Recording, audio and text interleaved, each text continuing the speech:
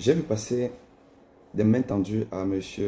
Yebga, cet ancien président du Manidem qui a donc déposé sa candidature à l'élection présidentielle au Cameroun pour uniquement compromettre la candidature du président Maurice Kamto, ex-président du MRC, aujourd'hui membre du Manidem et candidat investi par le Manidem officiel, si on s'en tient à la lettre de 2018 du ministère de l'administration territoriale. M. Yebga vient donc jouer le trouble fait et des Camerounais se proposent de lui offrir, de collecter des milliards pour lui donner, pour se soigner, pour bien se soigner, s'occuper de ses enfants. Et j'ai quelques commentaires par rapport à cette approche qui me semble curieuse. Parce que elle appelle quelques commentaires.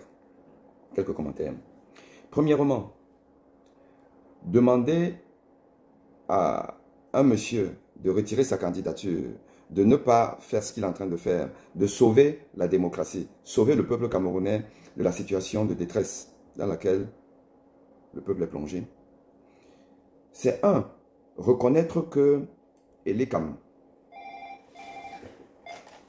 est effectivement l'organe qui devra valider ou invalider cette candidature illicite.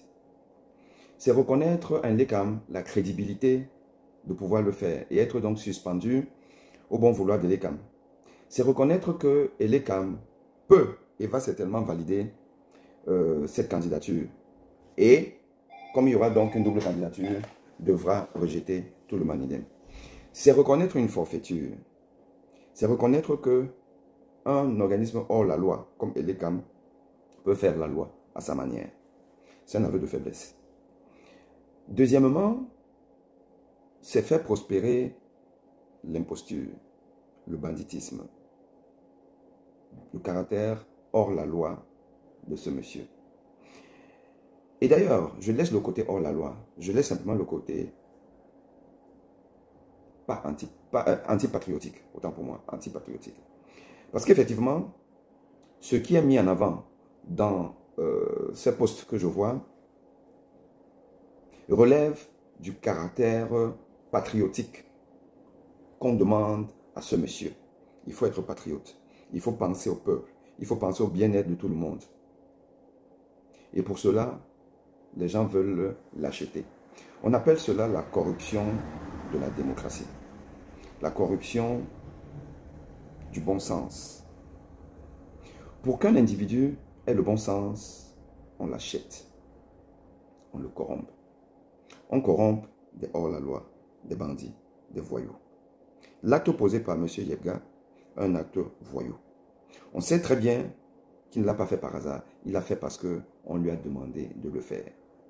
Ceci fait partie toujours du mécanisme de conservation du pouvoir du clan Ngongo Chantal Biya. Et il y a donc des Camerounais qui acceptent de participer à cette forfaiture. Et nous devons les corrompre.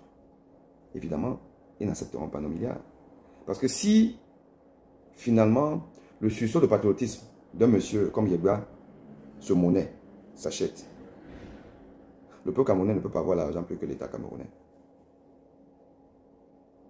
Nous sommes en train de dire que Yebga monte les enchères. On lui propose 3 milliards, ou 2 milliards, ou 1 milliard. Il va dire au pouvoir en face, écoutez les gars, il me demande, il me propose 3 milliards. On va lui dire, bon, écoute, nous on te donne 3 milliards et demi, ou 4 milliards. Il va donc revenir vers vous. Vous dire que, bon, écoutez, là-bas, il me propose 4 milliards. Vous me donnez combien? Ainsi de suite, là. Un bandit reste un bandit. Un malveillant est un malveillant. Peuple camerounais. Oui, je comprends que nous accusons le coup. On n'avait pas prévu ça. On n'avait pas prévu qu'il y aurait 80 candidatures, parmi lesquelles au moins 70 sont des Oazois d'Atanganji. On n'avait pas prévu ça. Mais le peuple reste souverain. Le peuple reste souverain et le peuple doit démontrer sa détermination. En réalité, tout ce qui se passe, ça se passe parce que le pouvoir en face, c'est que le peuple n'est pas prêt. Le peuple n'est pas prêt à prendre ses responsabilités. Je suis désolé. Yebga ou les autres candidats Flotambo, qui sont-ils? Ils sont rien du tout face à la détermination d'un peuple. Le peuple ne se fait pas corrompre. Ça, c'est une mauvaise approche. Une approche qui ne peut pas prospérer. Nous sommes en train de jouer le jeu du pouvoir. Le pouvoir achète, corrompt. Le peuple vient aussi corrompre. Donc le peuple n'est pas souverain. Le peuple n'a pas la force. Le peuple n'est pas la loi. C'est ce que nous sommes en train de dire par ce genre de sortie. Peuple, soyons juste déterminés. Disons simplement non à la forfaiture. Disons non à Elekam. Je vous l'ai dit depuis. Ça fait depuis que le peuple devait sortir dans la rue. Quand Elekam a décidé de ne pas publier la liste électorale nationale, le peuple devait sortir dans la rue.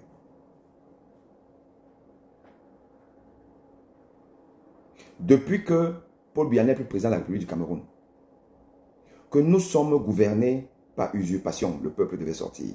Le peuple devait dire, tu es président, on veut te voir. On veut te voir au four et au moulin. Tu n'en es plus capable, tu démissionnes. On réorganise des élections. Le peuple doit sortir depuis, le peuple ne veut pas sortir. On vous le dit, vous ne voulez pas comprendre. Nous sommes toujours dans des conjectures aériennes, dans l'adoration du néant.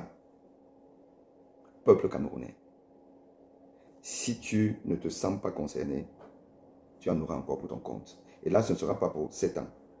Là, si ces gens-là partent là, encore, ils partiront pour 40 ans. Ils auront compris que le peuple fait juste le bruit. Au point aujourd'hui d'être en train de vouloir corrompre un corrompu. Comment on corrompt un corrompu? Comment? Comment un peuple souverain peut vouloir corrompre un corrompu? Yebga est un corrompu. Il faut simplement lui opposer la fermeté du peuple, la détermination du peuple. Lui faire savoir qu'il n'a aucun choix que de s'aligner derrière le peuple. Mais bon, courage à vous.